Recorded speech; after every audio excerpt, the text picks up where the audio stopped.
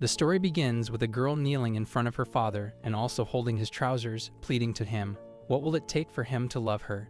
She asked her father if she should become like Jeanette, and if she does, would he call her name dearly like he calls Jeanette's own? She further asked her father if he would watch over her with warmth in his eyes and hold her in his arms without pushing her away.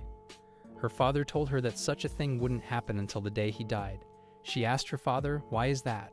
She said that she is also his daughter and has been by his side much longer than Jeanette. Her father called her a fool and said that there was never a day he considered her his daughter.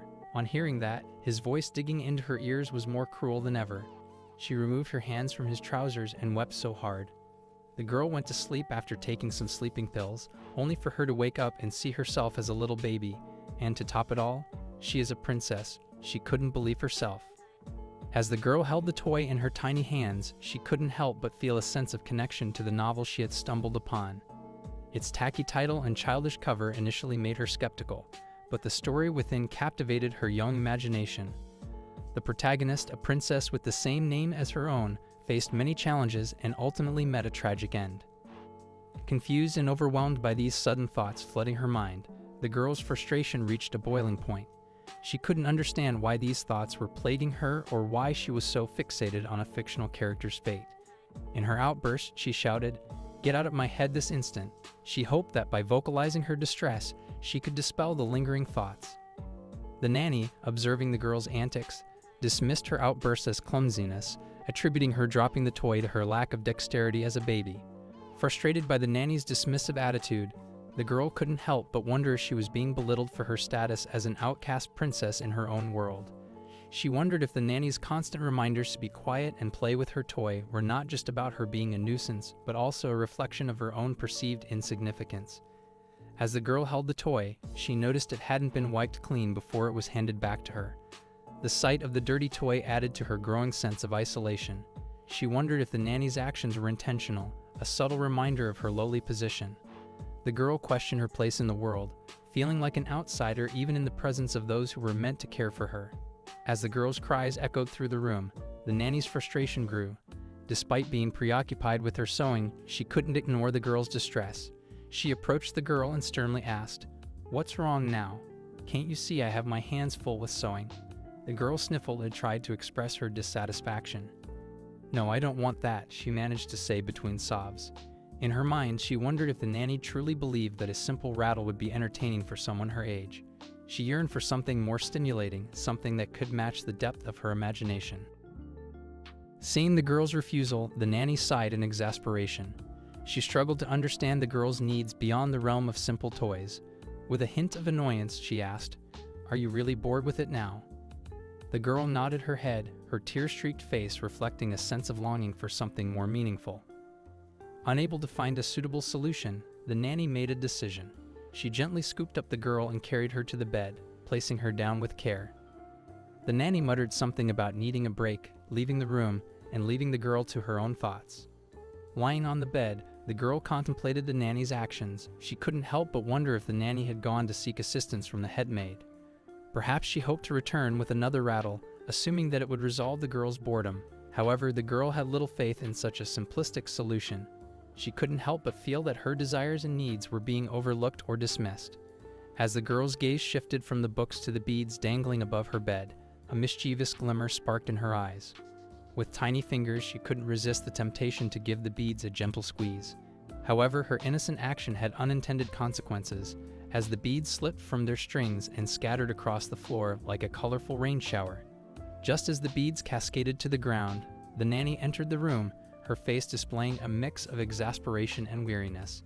The sight of the scattered beads only added to her frustration. She muttered under her breath, "This girl does this all the time."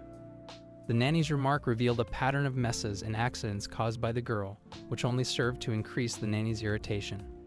In an attempt to rationalize the situation, the nanny relayed the message she had received from the head maid.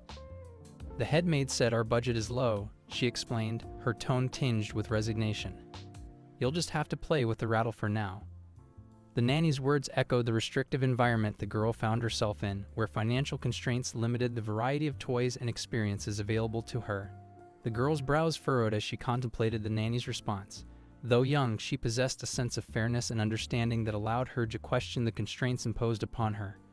With a hint of defiance in her voice, she asked, "Is she allowed to just abruptly open a door to a baby's room like that?"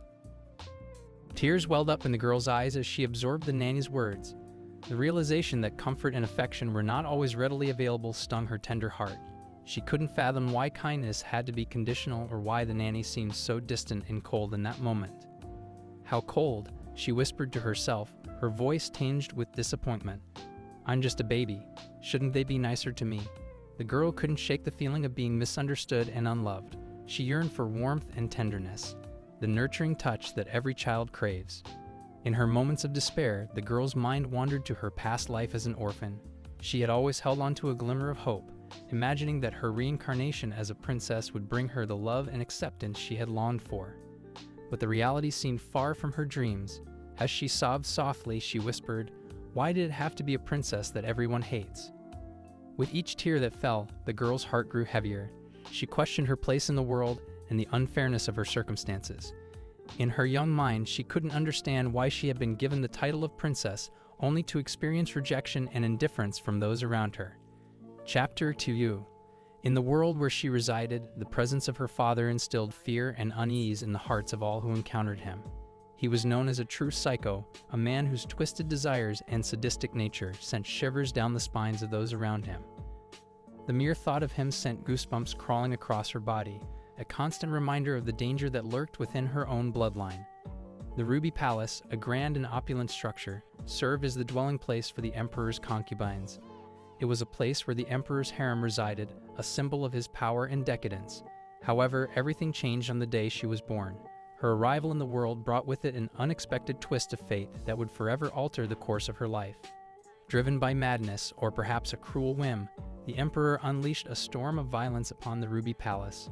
The once thriving sanctuary of his concubines became a haunting graveyard of broken dreams and shattered lives. The echoes of their pains still reverberated within the palace's walls, a somber reminder of the tragedy that had unfolded. Amidst the chaos, her mother, a talented dancer, caught the attention of the emperor. Intrigued by her grace and beauty, he chose her as a performer for a grand royal banquet. Little did she know that this seemingly fortunate opportunity would lead to a horrifying fate. Seduced by the power he held over her, the emperor deflowered her, marking her as his possession. However, as time passed, the emperor's interest waned and her mother was gradually forgotten, left to wither away in the shadows of the palace. Trapped in a web of despair and loneliness, she eventually succumbed to her sorrow, leaving behind an innocent infant who would bear the burden of her tragic legacy. As the emperor's baby girl, she found herself cast aside by her own father, left to the mercy of the winds that rocked her cradle. The maid of the Ruby Palace became her guardian, a steady presence in her tumultuous world. Though she was born a princess, luck seemed to elude her at every turn, leaving her to navigate a life tinged with uncertainty and fear. In the deepest recesses of her mind, she harbored a lingering fear that the king, her father, might descend into madness once again. The memories of his violent outbursts and the massacre he had orchestrated in the Ruby Palace haunted her. What if the darkness that resided within him resurfaced, directing its malevolence towards her as it had towards everyone else who once called the palace their home? However, recognizing that dwelling on such thoughts only served to fuel her fears, she made a conscious decision to shift her focus. She understood that succumbing to her own anxieties would only cripple her spirit and hinder her from carving out her own destiny. Instead, she resolved to find solace in other aspects of her life, seeking refuge in her passions and dreams. Drawing strength from the stories whispered among the palace walls, she immersed herself in the enchanting world of literature. Books became her companions, transporting her to far-off realms and teaching her invaluable lessons of courage, resilience, and love. In the pages of ancient tales and forgotten legends, she discovered inspiration, fueling her imagination and providing a glimmer of hope amidst the darkness. In the life she led within the walls of the Ruby Palace, she discovered that her name had been bestowed upon her by her birth mother.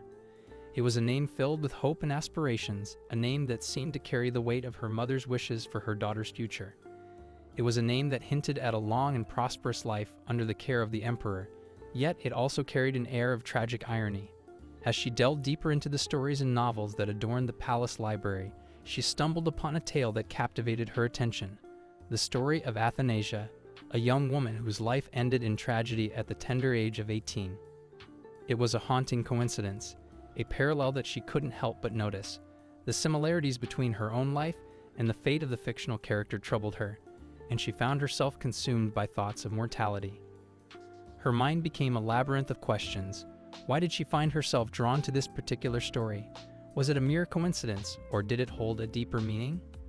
Was it a warning, a sign that her own life might follow a similar tragic path? These questions gnawed at her, causing her sleepless nights and constant unease. In the confines of her room, the young girl found herself in the company of 3 maids who had been tasked with her care. As they entered, their weary expressions hinted at the burden they carried, tending to her every need. One of the maids, perhaps fatigued by the routine, voiced her dissatisfaction, questioning the necessity of their presence and expressing her desire for a break. The words hung heavy in the air, revealing an underlying tension within the walls of the palace. The girl listened intently, her keen senses attuned to the conversation unfolding before her. She felt a pang of sadness, realizing that her very existence seemed to inconvenience those around her. The emperor's absence from her life further deepened her sense of isolation, leading her to believe that she was nothing more than an outcast in their eyes. Within her thoughts, a defiant voice emerged, refusing to be defined by the assumptions and judgments of others. She recognized that the maid's dismissive words did not reflect her true nature. She was not a crybaby, nor was she helpless or insignificant. She possessed a strength that had yet to be fully realized, a resilience that could withstand the trials thrown her way. In the face of the maid's uncertainty about how to handle her potential crying, the young girl found a spark of determination flickering within her. She resolved to prove them wrong and show them that she was capable of more than they presumed. She would not succumb to tears but would rise above the challenges that lay ahead. Drawing on her inner resolve, she carefully observed the maids' interactions, seeking to understand their motivations and weaknesses. With a calculated strategy, she decided to seize control of her own destiny, using her presence as an opportunity to shape her circumstances. She said her goal is to keep the forgotten princess out of his sight for as long as he can. One of the maids said that the Majesty doesn't even think of her, but she is surrounded by luxury,